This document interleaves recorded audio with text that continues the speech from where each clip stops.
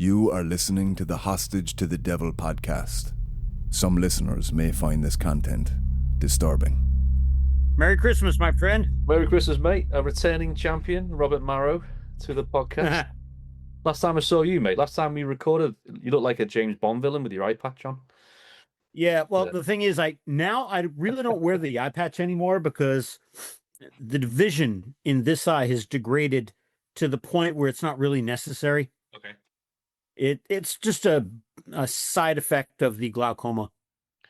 And I see you've moved house. You're in the woods somewhere at the moment, in the Amazon somewhere? Or? No, this is my background. Oh, wow.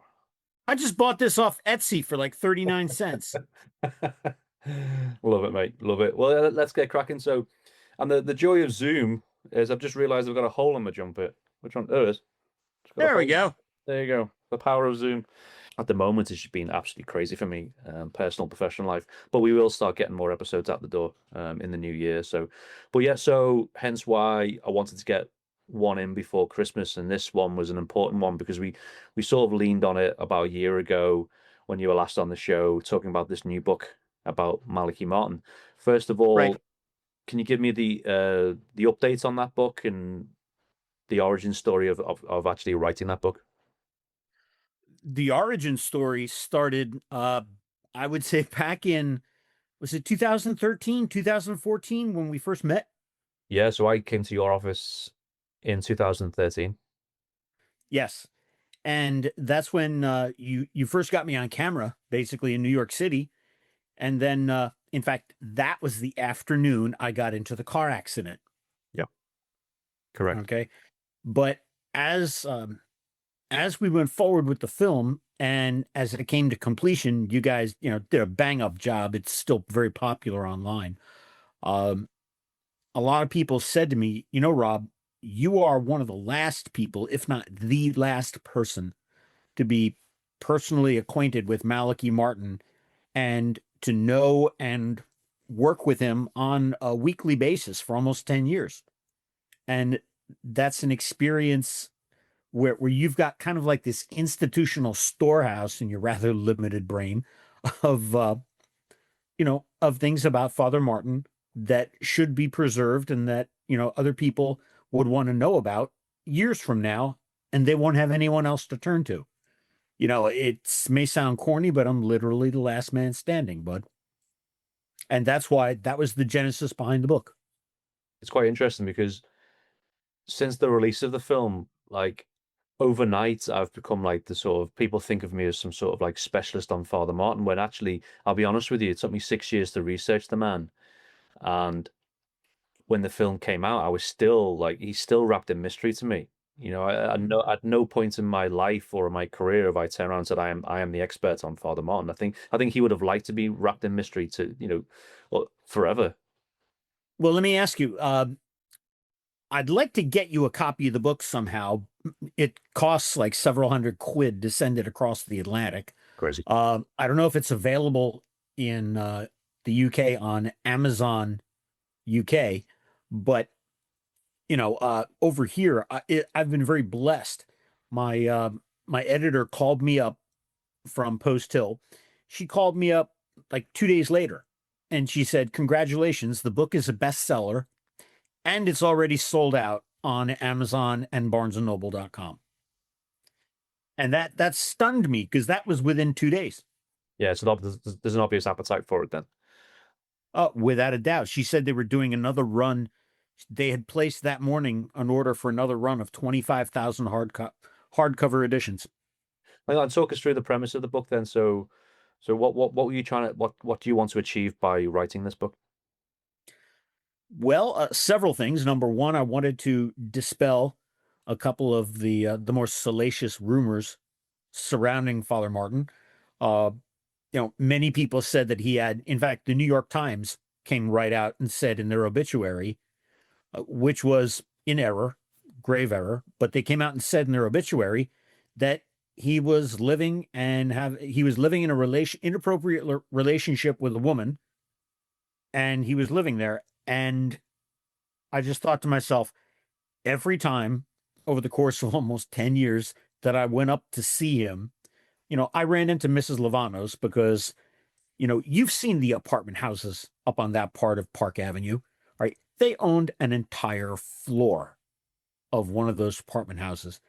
And he had this microscopic little studio apartment, sequestered away in part of that floor. Within their larger apartment, he had a microscopic little studio and an adjacent bathroom.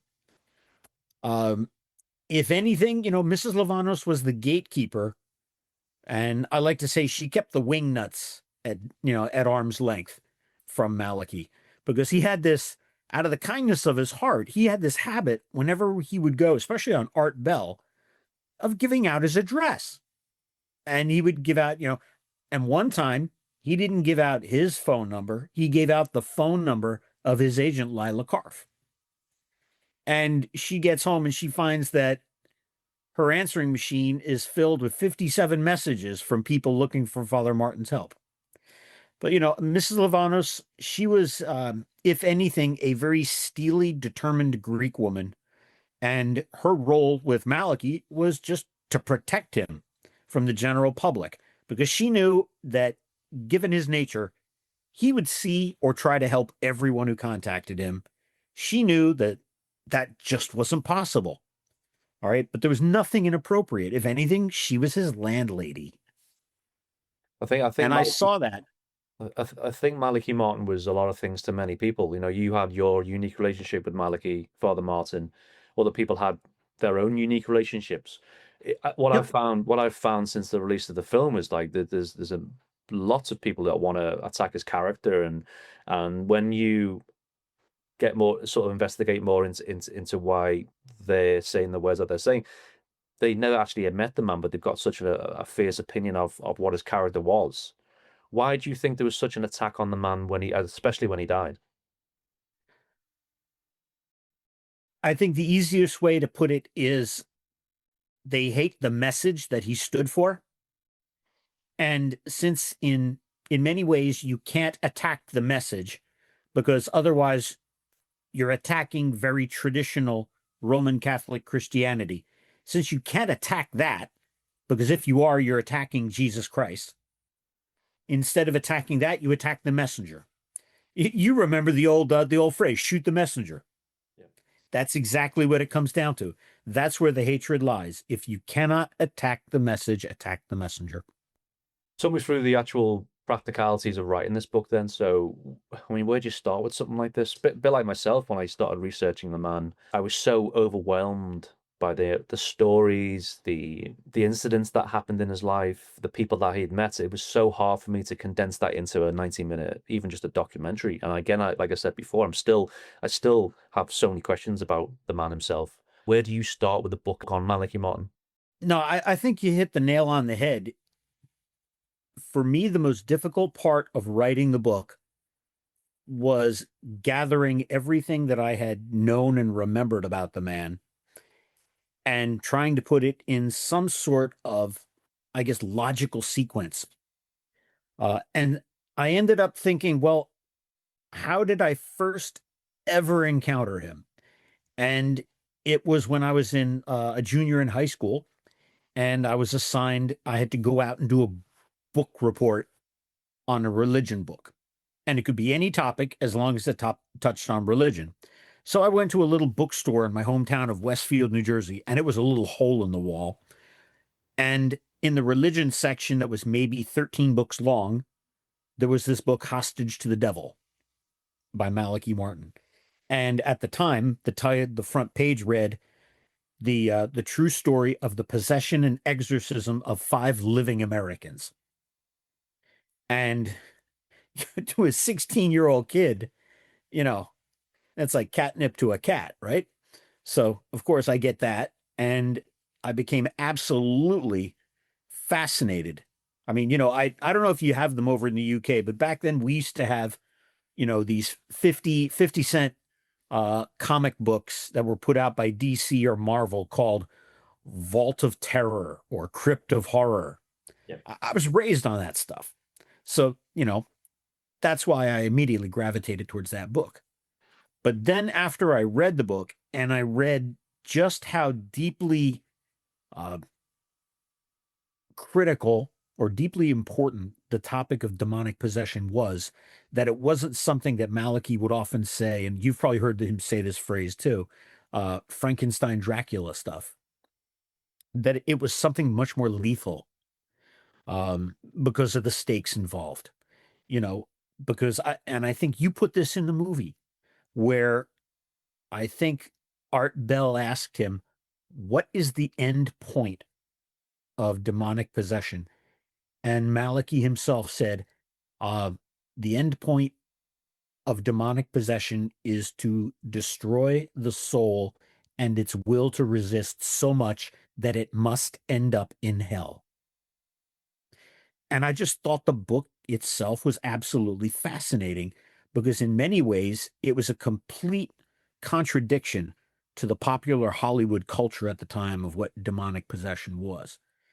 And especially the end of the book, where it's entitled Human Spirit and Jesus and Human Spirit and Lucifer.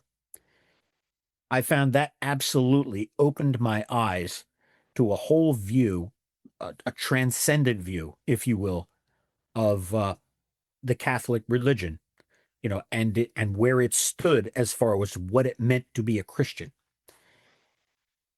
So I thought, all right, that's my logical starting place, because that's where I became familiar with the man. And you know how when we're younger, we all want to meet our idols. Yeah. Right. And at the time, this is late 1970s, Reggie Jackson was the baseball slugger for the New York Yankees. All right. The Rolling Stones were big, Aerosmith, Bruce Springsteen. And I always thought if I could meet one person, anyone, it would be Malachi Martin. That's how strongly I felt about the impact the book had on me. And then it was maybe 14, 15 years later, where I actually had the opportunity while I was working for the agency to meet Malachi. And we met over that dinner arranged by Father Perricone in, I think it was spring 1990 at the Isle of Capri in New York. And then from there, what I did was I just outlined sequentially what I thought were the most important points of not just his life, but my interaction with him, and the intersection of my life and his, that I felt it worthy of being chronicled in a book. And I'm very grateful the book has been so well received. It's been so well received to the point that if you look on Amazon now, people are trying to sell fake AI generated biographies of me. It's the most bizarre thing in the world.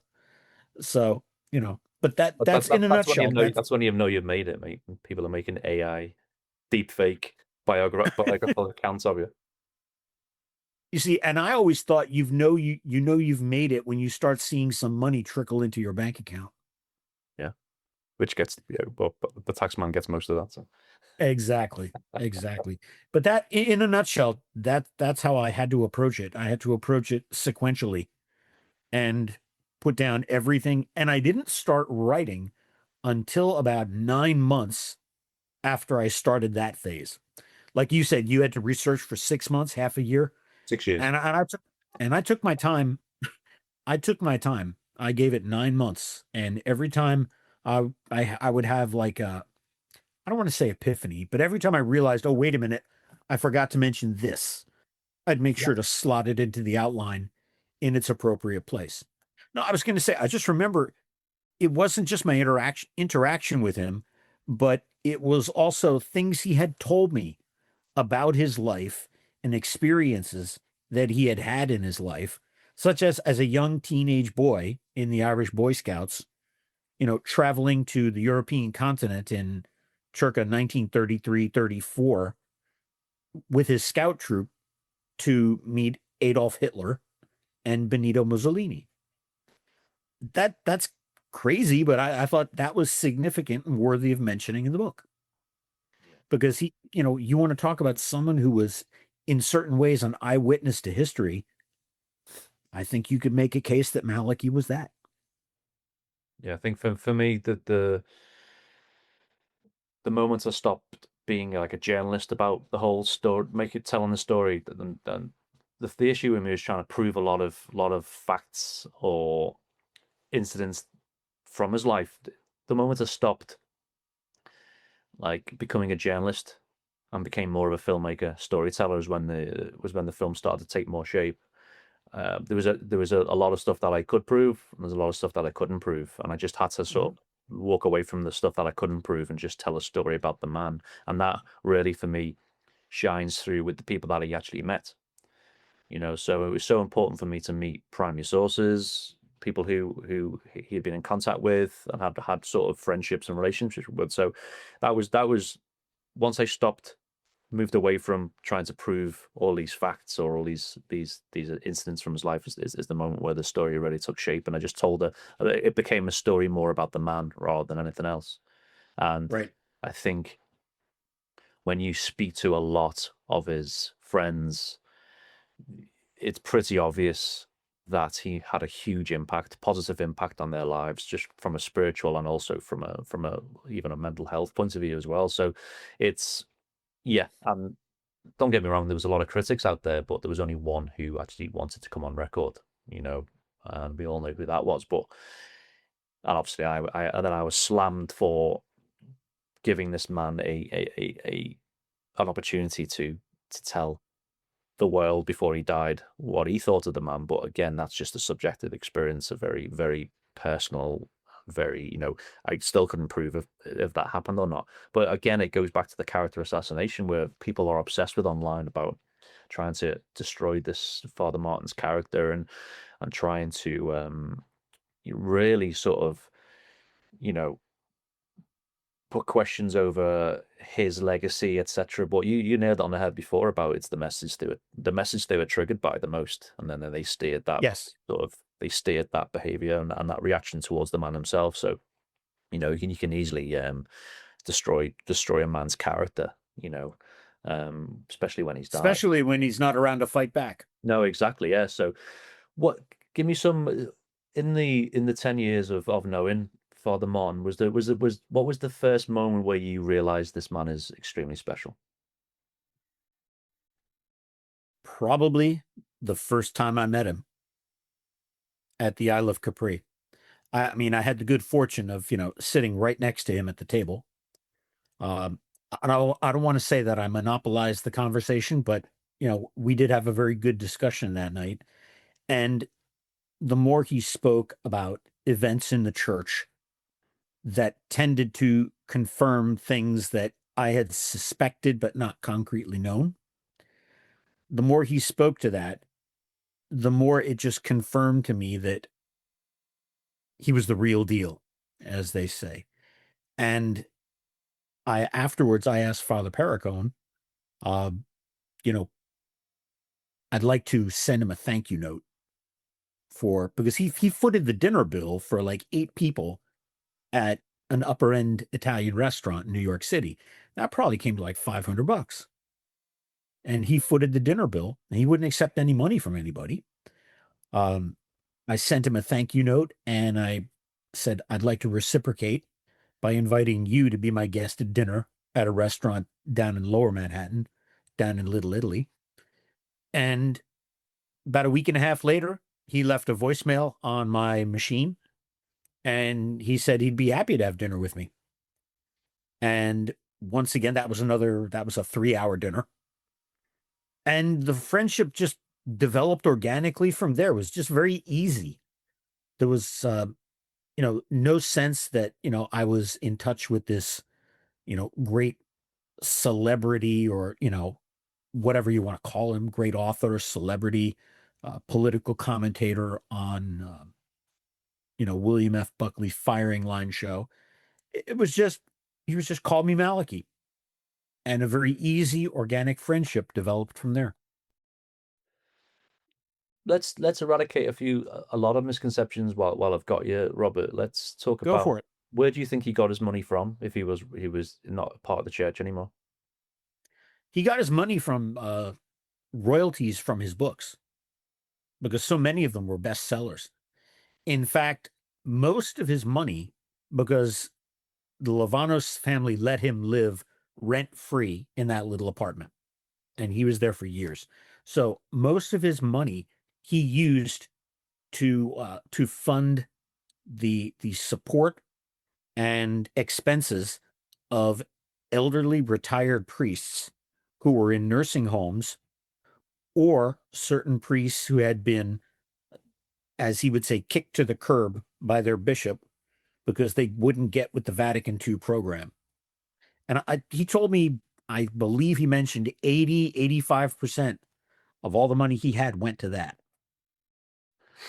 And sometimes he refers to himself as Dr. Malachi Martin. Can you sort of explain to the audience of where why he sometimes was known as Dr. Malachi Martin? Sure. He had 3 doctorates. One from, I believe, one from Oxford, another from the University of Louvain in Belgium, and the third in ancient Semitic languages from Hebrew University in Jerusalem. So, PhD, PhD, PhD. And so, sometimes for the purposes of either publicity or presentation, depending on the audience he was talking to, he was either, Father Malachi Martin or Dr. Malachi Martin. He was usually Dr. Malachi Martin when he was representing one of his books, when he was making political commentary on TV, like for the visit of Pope John Paul II in 1995. But when he was talking to a more concentrated audience of Catholics, he was Father Malachi Martin. There was one incident that I really wanted to be able to prove, and it would have been very unprofessional of me to put it in the film without getting the facts. But it was the interaction with David Berkowitz in prison in the late 70s, I believe.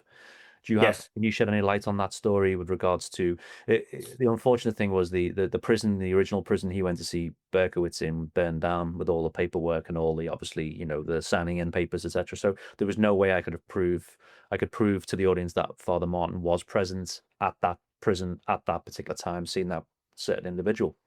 Do you have any sort of stories? Although obviously you weren't there at the time, but do you have any more information about that event? Yes. Are you referring to the jail in Manhattan that they used to call the Tombs? Was the Attica prison? Was it Attica? Was it? No, sure. Attica is upstate.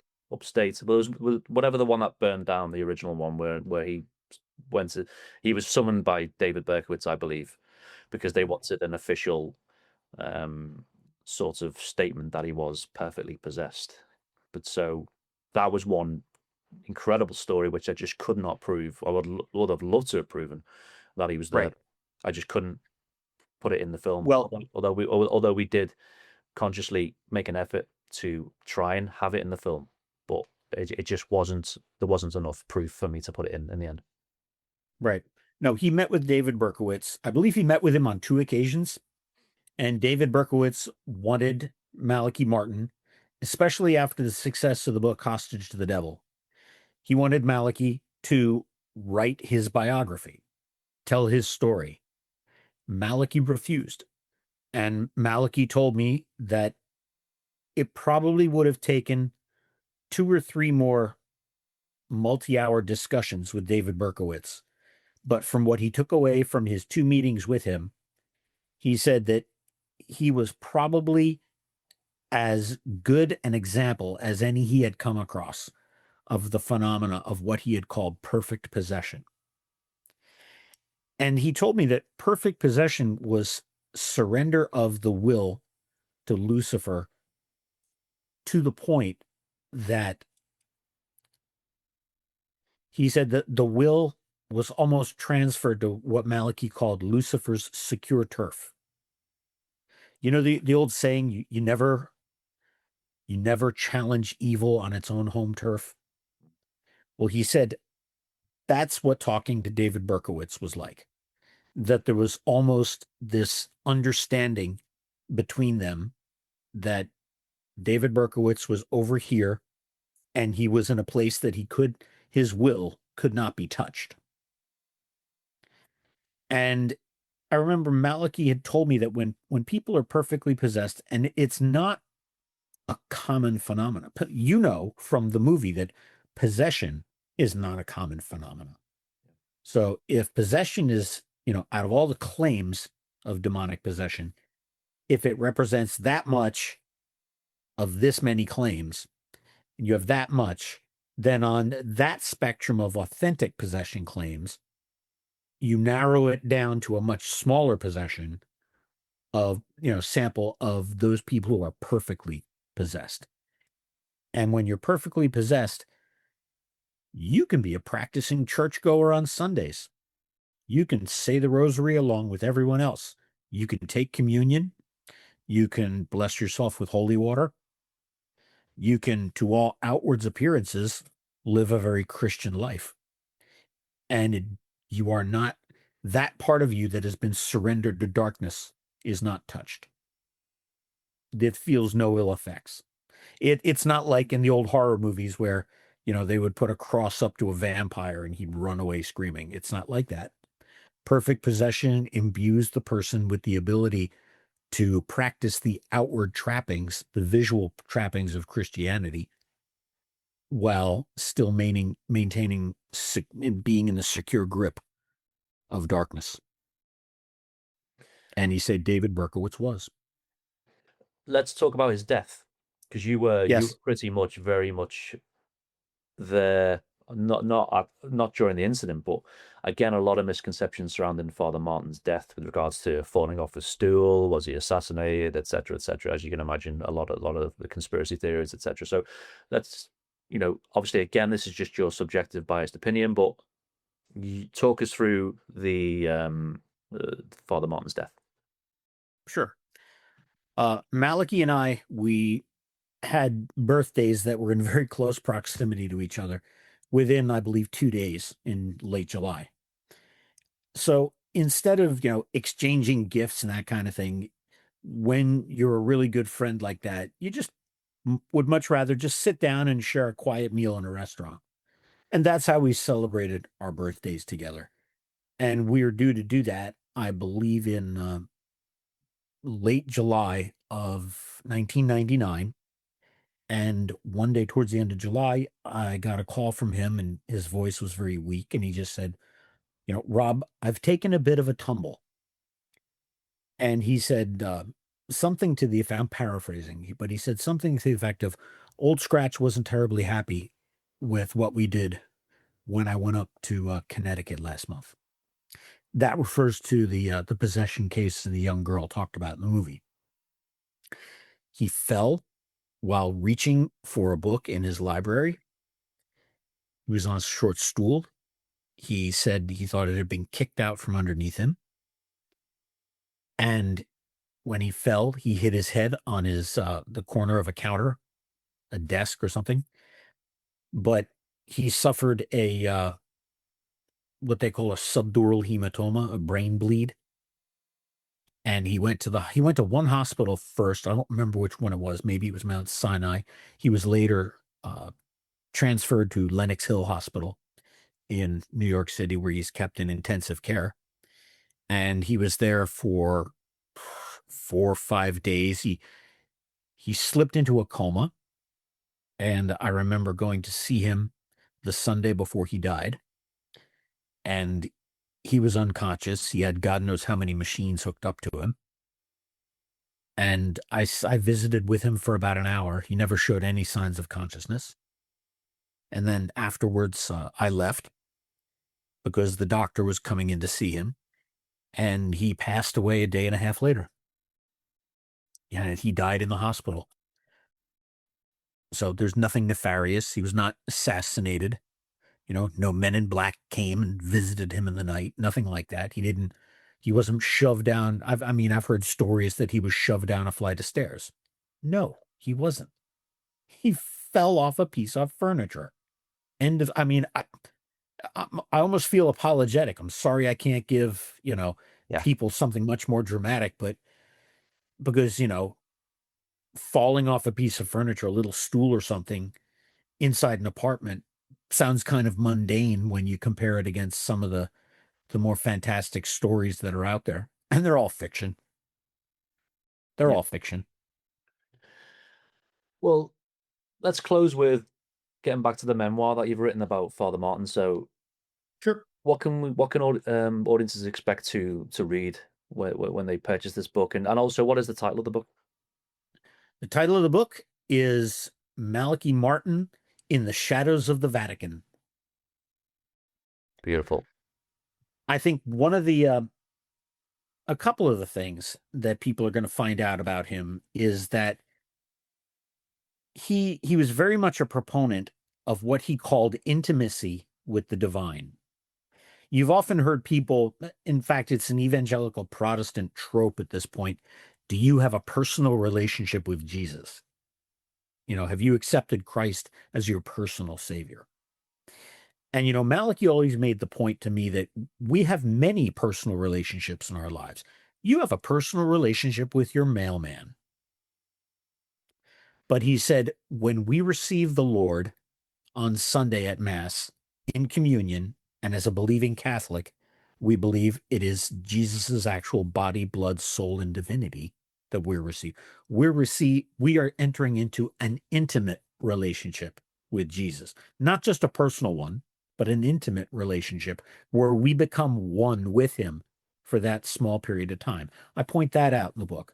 I point out the things in the book that people don't know about him, such as, his experience as a young Irish scout, his experience as a very young child that could arguably be called mystical experiences. Things they don't know about him, including his time as, I guess, what you would call an agent for the Vatican behind the Iron Curtain in the late 1950s. His time in New York as a writer and an exorcist. Things he did in New York, which are you would consider to be the opposite end of something like possession and exorcism. Like when he went to visit a woman in the hospital who was dying of stage 4 leukemia. And I'm not going to give away the ending of that story, but it's very touching. And it shows a completely different side of Malachi Martin. Not only that, but it also, the book also calls out his relationship that he developed with his guardian angel, and the extent to which that was a very intimate relationship, which very much deepened his spirituality. So I think, people will enjoy the book. And at the end of the book, I put a chapter, really an addendum to the book, which is the spiritual wisdom of Malachi Martin's insights for our time, his spiritual insights in a time when so much of the church seems to be going off the rails. I mean, look, it's uncomfortable for people to hear this, but the current head of the dicastery for the doctrine of the faith, it used to be called the Congregation for the Doctrine of the Faith. It's an open, published fact in the news that this cardinal, when he was a priest and later Monsignor or bishop, he wrote pornography. He wrote pornography, and now he's head of the dicastery for the Doctrine of the Faith. So people want to know, if the church is going off the rails to that point, and he called it out in the 1990s, what do we do? What would Malachi Martin tell us if he was alive now? And that's what I've included in the book. Well, that was my next question. How would Father Martin react to what's going on now? And, with obviously with Russia and with other conflicts around the world, and also within the Catholic Church. How do you think? I know you can't speak for him, the man himself, but how do you think he would have responded? I think he would have responded that what we are seeing play out in real time in our lives is the result of the Vatican's defiance of the mandate of the Virgin at Fatima, them not releasing the secret in 1960, because he framed it very much as an either-or proposition from the Virgin. Either you publish the message and consecrate Russia to my Immaculate Heart, or it's going to set in motion a chain of geostrategic events that will increase in severity because of your defiance of my son. And he would say, we are seeing that play out in real time. One of the things that he did reveal about the third message of Fatima, that also a Cardinal Chiappi, who was a theologian to several popes, also revealed the identical thing, was that the great apostasy in the church would start at the very top. And I think there's a lot of people who could make the claim that, especially with a lot of the more problematic statements and actions that the late Pope Francis did, such as worshiping the Pachamama idol in the Vatican gardens, that was very problematic and served as proof of what Malachi was saying in the 1980s and 1990s. It's just reaching its logical conclusion now. When you've got a porn peddler, at the head of this DDF, when you had in the 2014, 2015 or so, there was the Italian police, there were the Carabinieri, acknowledged that there was a drug-fueled homosexual orgy in buildings that were owned by the DDF. And people are like, the corruption within the Catholic Church now is such to the point that when you hear that a priest has taken up in an inappropriate relationship with a woman, you hear people say, well, at least it's a woman, right? So, but that's what he'd say. He'd say, we're approaching the logical conclusion of defying the Mother of God. He would have been very outspoken in calling out the way, especially the Democrat presidents, morphed their positions from, for example, when Barack Obama was president, he came out very much against gay marriage. And then we saw shortly thereafter, his hand was kind of forced by then Vice President Biden saying, well, I'm in favor of gay marriage. And then Barack Obama came out shortly thereafter, kind of having been pushed by Joe Biden. But he said, I've done some reflection and growing on the issue, and I now support it as well. What he would say about Trump now, and like you said before, this is just speculation. Yeah. I mean, he would class himself as a fuddy-duddy conservative anyway. But President Trump, to me, is not a, you couldn't pigeonhole him and say he's definitely a Republican. No, and I agree there. I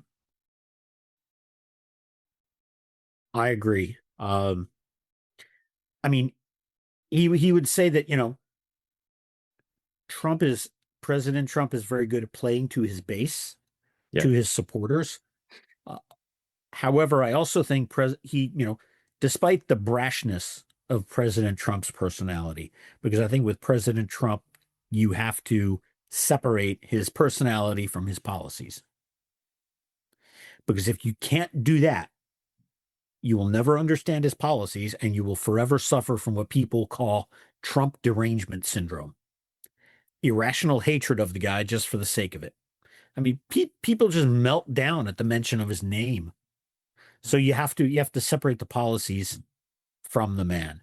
And I think Malachi would, in large part, approve of his policies. President Trump was the only U.S. president to ever officially address the January March for Life against abortion. In addition to that, I don't know if you saw, but about 2 weeks ago, President Trump, was it a week ago, I guess? Yeah, a week ago, President Trump issued a very lengthy proclamation on December 8th, the Feast of the Immaculate Conception of the Virgin. And he issued a very long proclamation from the Oval Office, citing the importance of Roman Catholics' contribution to the United States and the importance of the Virgin Mary, and, like, for example, Our Lady of Guadalupe, Our Lady of Lourdes, etc., the importance of Catholics' devotion to her, and the way that the Virgin Mary has played a very, very strong role in leading people to her son Jesus and strengthening their spiritual journey. He actually ended his proclamation with, it was kind of funny, because he ended it with the prayer, the Hail Mary, And then he always signs off his proclamations with, "Thank you for your attention in this matter." So, but it was very heartening to see that. And I think as far as an American president doing that, I don't think President Trump was pandering to his base thinking, I'm going to get more votes. He can't be reelected. So I think, although yes, it was probably written by a group of speechwriters, but he's not going to issue anything in his name that he doesn't read and sign off on. Yeah, exactly. So I think Malachi Martin, he would have been very pleased at that. He would have said that's an instance of the Lord reaching into someone's soul and fiddling with a couple of switches and dials. Yeah. Are you seeing anything that he warns us about now in this day and age? Mainly the loss of faith. The loss of faith, and how he even called it out back in the 1990s that wholesale parts of the Catholic laity in the United States were being led into what he called practical apostasy. Because there's an old maxim in the Catholic Church called lex orandi, lex credenti. And all that means is the law of prayer mirrors the law of belief. The way you pray, the way you worship forms how you think, your life, what you believe about the Catholic faith. And, do you remember you've probably at least heard of it, the American TV comedy from the 1970s with Archie Bunker called All in the Family? Yeah. Okay. It's iconic in the United States. He played, this, lower middle class, working class Protestant fellow, who was rebelling against, the hippies and all that stuff. He was very against it. He was very old school 1940s, 1950s. He called his hippie son-in-law Meathead. In fact, the late Rob Reiner played him. He called him Meathead. And one episode, he was very concerned because his wife Edith, she was a little bit scatterbrained but very lovable. She started going to church with a Catholic friend, and Archie became very concerned. And finally, he gets down to the point of being so frustrated that she says, "Oh, I went to this meeting and it was so nice, and there were so many nice people there, and Father so and so is there." And Archie Bunker turns white with anger. And he's like, "For God's sakes, Edith, they didn't give you the little cookie, did they?" Very good. Very good. And unfortunately, a lot of Catholics came to believe that the host was no longer the body, blood, soul, and divinity of the Lord Jesus, but it was just, as Protestants believe, a symbolic memorial of the Last Supper. And that's where he said Catholics were led by the nose wholesale out of the Catholic faith. He believed that the watered down, changed liturgy after the Second Vatican Council had a lot to do with it. If you go to any regular English language Catholic mass now, when the time comes for communion, everyone out of habit gets up, and I don't mean to sound blasphemous, they get up and they go get their cookie. And the reason is because they don't truly believe. Because one of the things about the Catholic faith is that when you receive the Lord in Holy Communion, your soul is supposed to be in the state of grace. You are supposed to be in that spiritual condition where you are worthy, spiritually worthy of receiving the Lord in communion. Because, and I don't want to sound religious, but St. Paul tells us in the scriptures that one of the greatest spiritual dangers that Christians could do would be to receive the body of the Lord at the Lord's Supper, to receive the body of the Lord unworthily. He said, if you do so, if you receive the Lord unworthily, you receive him to your own condemnation. So before the Second Vatican Council, Catholics were more observant. I don't want to say they were scrupulous, but their consciences were just more well-formed. Now everyone gets up and marches up and receives communion. And, I've often wanted to ask priests, because when I would go to confession on a Saturday afternoon, maybe there'd be 3 or 4 people in line to go to confession the day before Mass. But the next day at Mass, everyone gets up and marches up there. So it's either, wow, everyone is saints, or they really don't believe anymore. Yeah. And he would definitely, he was calling that out in the 1990s. He was saying that's why, for people who he considered to hold what he called the true beliefs of the Catholic Church, which they existed after the Second Vatican Council. It's not like the church said, okay, we're canceling this, this, this, and this. What they did was they just ignored the foundational beliefs of Catholicism, didn't preach them anymore.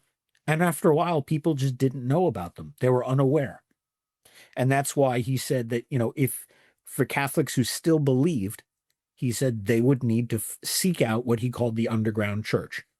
Priests, bishops, the Society of St. Pius X, clergy who still believed in what the dogmatic precepts of the church actually were. So many people think that there was such a cataclysmic break in the 1960s between what came before the Second Vatican Council and what came after, to the point where it's, for many years, people felt they had to be obedient to the spirit of the council. It became this like lodestone to which became the center of Catholic life. And it effectively negated the 1935 years of Christian history that came before it. And it's not true. It's not true. He says, and that's why so many people have been led into apostasy. And that's why I wrote the addendum to the book, Father Malachi Martin's Spiritual Insights for Catholics in a Time of Uncertain Sacramental Validity. That sort of leads me into my sort of last question about his life with regards to, we believe that he was writing some sort of like manuscript Catholic survival manual for the future, and obviously that all missing when he died, and his apartment was ripped out and was cleaned out. Can you shed any light on what this manuscript was? What was the essence of it? What was he trying to achieve by this his last book, in a sense? His last book was going to be a combination of 2 things.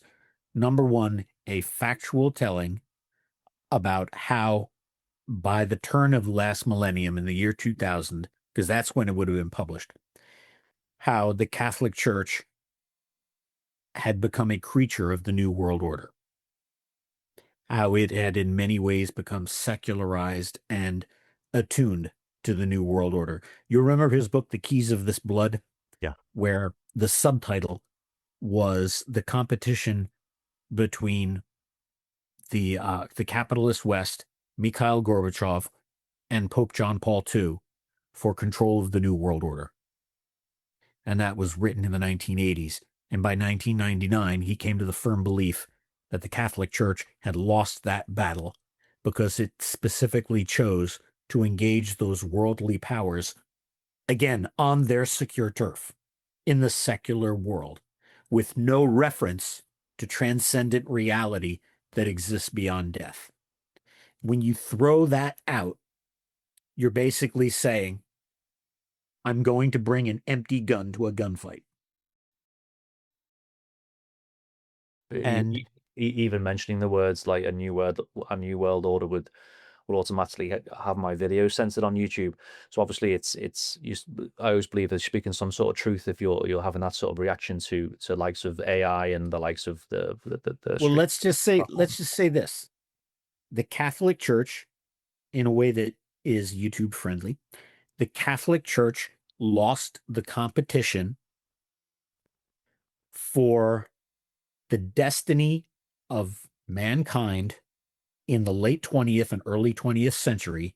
It lost the competition with the secular world it was pitted against, because it engaged with the secular world on the secular world's own secure turf. The church's greatest weapon is Jesus Christ. And when you start to act like you're embarrassed about him, like how many times have we now seen in Europe Catholic bishops apologizing for when immigrants from the Middle East who worship the crescent engage in some sort of violent criminal activity? How quickly do we see bishops and clergy leap to their defense? It's almost a daily occurrence now because they've thrown away their chief asset, intimacy with the divine. When you throw that away, then everything is up for grabs. And Malachi would say this. His exact words would be, when you throw away intimacy with the divine, and that becomes not habitual, but your just way of looking at the world, then everything is up for grabs. So are you suggesting that the opposite to the Catholic Church and obviously the ideology of the New World Order is Luciferianism? Yes, without a doubt, because at its core, I think you need to make the delineation between Satanism, which is worship, religious, dark robes and all that nonsense. You have to draw a distinction between Satanism and Luciferianism.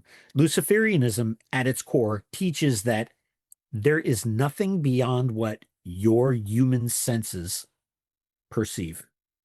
That once you die, you go into the earth, you decay, and the only thing left of you is the memory of people who knew you. And that's it. Whereas obviously, the message of Christianity is extremely different. That we are on a journey here to, as Catholics, as Christians, and as the old catechism used to say, the purpose of our lives is to know God, to love God, to serve God, and to be with him in eternity, loving him in heaven. That is the ultimate aim of a Christian's life. And that there does exist something amazing and glorious beyond what Malachi called our narrow little geophysical time grid. That there is something out there called eternity that is worth suffering anything in this life to be able to attain. Eternity with God in heaven. Well, from my experience researching the man, you can't research the man without stumbling upon the New World Order and his belief of the New World Order, and that is one rabbit hole in itself. To an audience member who doesn't want to, who's tentatively sort of looking to research more into the New World Order, what could you say to them right now? What the clear indicators for you that the world is slowly moving into a new world order? What could you say? Any events that have happened recently or to be happening? How can you talk us through a new world order now without scaring most of the audience into thinking this is all a conspiracy theory? What are the indicators at the moment that we are destined and heading towards a new world order, a globalist agenda, for example? Well, I think one example I could give you is the Wuhan virus that we all had to suffer through several years ago, the pandemic. Out of cognizance for what may be on our YouTube hosts' naughty list, but it was the way in which it was, the dangers of it, the facts of it, was proclaimed as very doctrinaire, and therefore, if you did not obey authorities right down to the smallest little activity of setting foot outside your own home, if you did not obey, that somehow you were a traitor to the greater good of mankind. And I think a lot of us can see that in hindsight, you could make the case, because you can demonstrate it with facts, that a lot of it was an exercise in population control. How could you get masses of people in the hundreds of millions to act, think, and live their lives in a way dictated by the government because the government said, this is for your own good and we know what's best for you. Malachi would say that the most tragic part of that is the way the hierarchy of the Roman Catholic Church fell right in line with that, to the point where for almost, I think it was almost a year, all Catholics were told, nope, Mass is optional on Sunday. We don't want you infecting anyone. Whereas if you go back several centuries to the times of the Great Plagues in Europe, all right, there were entire orders of Catholic clergy, priests, brothers, and nuns who were devoted, who had as their central mission to go out, to treat, to be with, to spiritually accompany people who were dying of terrible diseases like typhoid. It wasn't, no, lock yourself up in your rectory in your convent until the government says you can come out again. What about dealing with other nations then? You know, like the likes of the United Nations, the, you know, NATO, these types of establishments. Do you see anything from that side? Are we getting pushed towards a globalist agenda in a sense of like, are we losing our sovereignty as we continue? I think not under President Trump, especially if you want to draw the comparison with NATO, because one of the ways in which he's made member nations the angriest is calling out factually with demonstrable numbers that financially for a long time they have not pulled their weight, and it was a de minimis of 2%, and they wouldn't even do that. I don't want to cast any aspersions on your home country, my friend, but didn't the British Ministry of Defense come out with a figure last year in 2024 that they had something like 109 operational main battle tanks, Challenger 2s? Ooh. You know, down at Fort Hood in Texas, they've got like, 50 square miles that are nothing but covered in Abrams main battle tanks. And I think it's,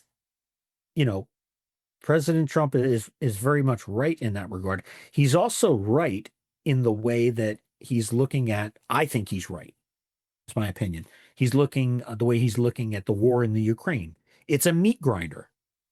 It's a meat grinder which serves an armaments complex in Europe and helps Vladimir Putin justify his authoritarian government and way of ruling to his own people.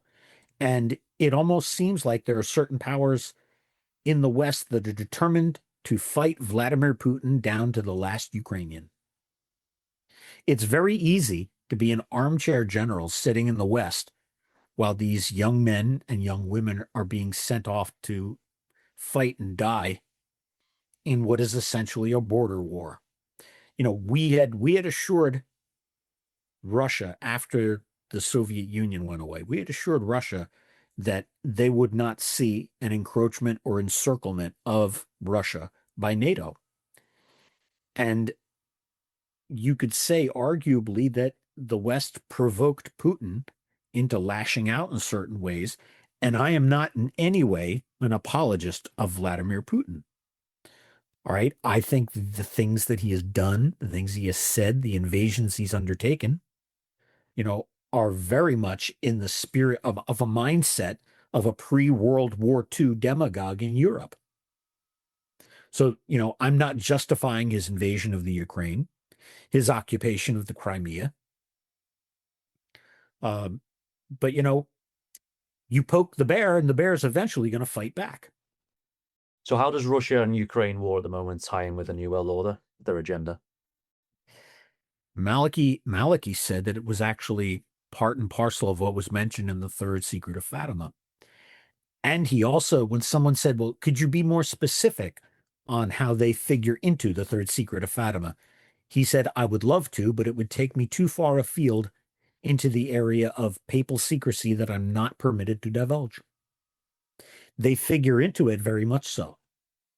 A third world war, I like to think that cooler heads would prevail when you start talking about weapons of mass destruction.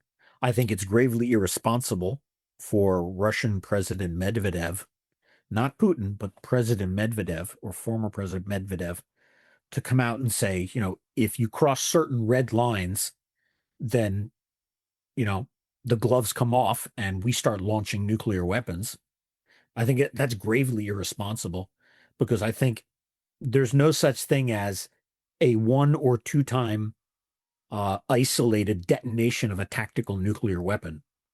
I think once you start popping off nuclear weapons, the gloves are off, and you're on a very slippery slope to Armageddon. It's a very frightening topic. There are no winners in a nuclear war. None. So a potential nuclear war ties into the New World Order's agenda in what sense? We're better off together, kind of thing, or we're better off together. Not only that, but can you think of if there was a nuclear war of any level? Just conceive for a moment of what that would do for reducing what certain elitist parts of society would call the useless mouths in populations. How you could reduce that by hundreds of millions. It's a very Malthusian concept, but whether it's nuclear war, whether it's the release of a pathogen or toxin against which certain populations have no defense against, there are many. Unfortunately, there are many ways to kill many, many people, and not all of them involve a mushroom cloud. But I think, having seen what happened with the Wuhan virus, I think certain elitist segments of society are saying, okay, we now, we had a test run in population control. Where can we go from here? I don't even like to speculate where we can go from here, because then I won't sleep very well at night. Then I think, ultimately then that circles back to one fundamental central truth. Do you believe in the central message of Christianity? Do you believe it? Or is it all just building man's habitat here on earth to the most perfect level possible? That's what it comes down to. It's one or the other. You can't have both. Malachi was very clear about that. You can't have both. You either stand for Christ or you stand with Lucifer. You may not even realize you're standing with Lucifer, but if you're standing against Christ, you are. I believe that would be the central core of his message. If you strip away any accretions, that would be it. Because he would say, you brought up a good point about the New World Order.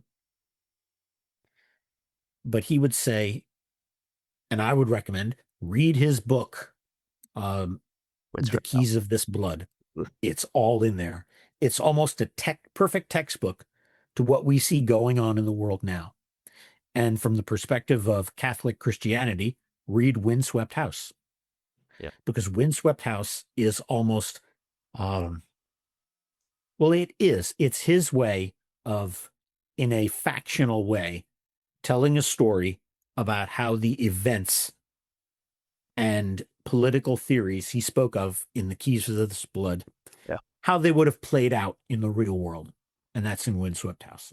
That's what sort of jettisoned myself into the rabbit hole that is the globalist agenda, New World Order sort of conspiracy theories. Yeah. Well, they I saw a cartoon recently where a little child, a 1950s style advertisement cartoon, where a little child's asking her mother, "Mommy, what's a conspiracy theory?" And the mother answers her, "It's what people think 6 months before the mainstream media runs with the topic." Yeah. Oh, exactly. Yeah. No.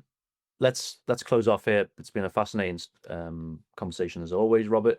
Again, if we can just finish with the book, bring the audiences back to, obviously there's the new book that's out now about Malachi Martin, a memoir about his life. Can you wrap up the podcast with, again, a summary of what audiences are expect to read when they have this through their post box? Sure. I think when they get the book and they read it, and when they get to the end, they will realize, hopefully, because this is my intent, hopefully that I've painted a picture of a man who is much more nuanced and much more human than people give him credit for. That there was a very human side to his personality, which is why I came to think of him almost as a surrogate grandfather. He was, and he would come to my family's house out in New Jersey to visit my parents on several occasions. And it was great. He was like sitting around the dinner table like he was one of the family. And he really was. He was a very warm human man. And, do you remember in the Gospels how the crowds would follow Jesus from place to place to place? Yeah. And the Catholic theology is that every priest is supposed to be an alter Christus, another Christ on his ordination. Ordination changes the priest's soul in a way we can't see. And looking back now, the way people, I don't want to say they'd kill, but they would do almost anything to be able to spend time with Malachi Martin. And I think it was because ontologically, when he became ordained, that the Lord saw he would have a special destiny. So the Lord took a little eyedropper and put 1/1,000,000th of his own charisma onto Malachi Martin, because he knew he would need that in order to bring his message to people through his servant, Father Malachi. And I think people will take away a new warmth, a new appreciation for what they've previously seen as a very mysterious character, that there was a very human side to him. There was a side that people could relate to outside of being a man of faith and a papal advisor and an exorcist and an author, that there was a human man there that I was very privileged to know and to be friends with.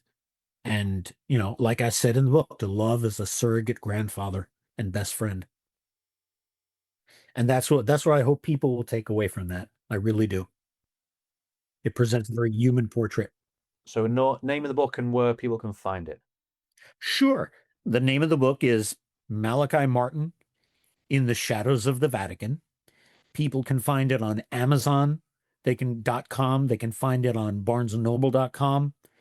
Whatever your online and brick and mortar retailers are in the United Kingdom, they can find it there. If it says temporarily sold out, that just means that the bindery factory has not yet caught up with the orders. Orders are being fulfilled in the order which they are received. People are typically it's Christmas time, so Amazon's running a little behind with the post. But they typically receive it in 4 or 5 days, even if it says temporarily sold out, because it's continuously being restocked and orders are then being shoved out in the order in which they were received. So that's how they can get it. And I hope they enjoy it. I really do. It was a labor of love. Electronic versions? Pardon? Electronic versions? Yes, it'll available on Kindle. I believe it's available on Kindle now. And there will be an audiobook version coming in spring of 2026, as well as a paperback version as well. Brilliant. So right now, hardcover and Kindle e-reader, and then paperback and audio several months down the line. It's been very well received, and I'm extremely grateful for that. Dude, I'm also grateful for your friendship as well. You know that. Yeah, absolutely, mate. 100%. I think that happened. I think that happened naturally over the making of the film. Anyway, enough jibber jabber. Let's close. Goodbyes. See you soon, mate. Thank you, Marty. Thanks for listening to our podcast, and remember about our Facebook page where you can find out more information about our documentary. If you have some spare cash, then please buy us a coffee over at buymeacoffee.com/HTTD podcast to help us keep this podcast going. And it would only be right to finish with the main man himself. What do you see as far as the major players in the New World Order? The major players in the New World Order, they can be reduced very, very simply, really. You have the three great economic powers at the present moment, the three vying for power. You have the USA, And you have China. China is our big problem. What to do with China? Over 1.2 billion people. They can learn anything that we invent and do it better than we do it. They're utterly atheistic. They have no God. They were never Christian or Jewish. They're a smattering of Buddhism, a smattering of Hinduism, a smattering of Zen and things like that, but no formal religion as such in their culture deep. And then there is Russia. Will Russia pull out of its tailspin at the present moment? Because it's in a tailspin. It's a country run by clans and tribes and gangs. Will it build itself up to be something? It still has nuclear missiles, by the way. It still has 10 secret cities manufacturing nuclear weapons. It still has an army. It still has a KGB, called by another name, a secret police, with spies all over the world. That still exists. It still has prison camps. Well, just because it changes its face, which is something that I kind of feel myself is happening, doesn't mean that the poison isn't still there or still acting. Is gone. You have Europe then trying to forge a unity between these about 17 countries at the European Union. It's not going to go very far. It'll be dominated by the USA and by Russia. But they're the main geopolitical pawns at work here. The bishops, the knights and the bishops and the kings that will run this system are men and some women, but mainly men of great wealth. And they are the players, for instance, in the BIS, the Bureau of International Settlements in Basel, which is composed of all the heads of all the central banks in the major industrial countries. And these people, together with others, decide the flow of capital and the flow of capital goods, without which no nation can live today.